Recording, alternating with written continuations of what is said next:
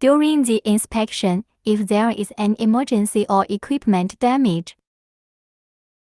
it can use the one-button alarm function to report quickly.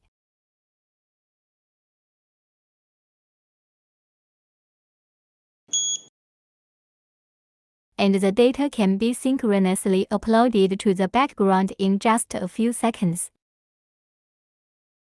After receiving, the administrator can ask the situation in time.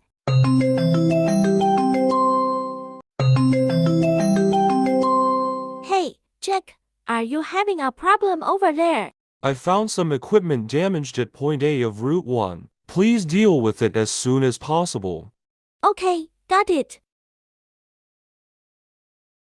And then register the problem, and then contact the relevant personnel to deal with.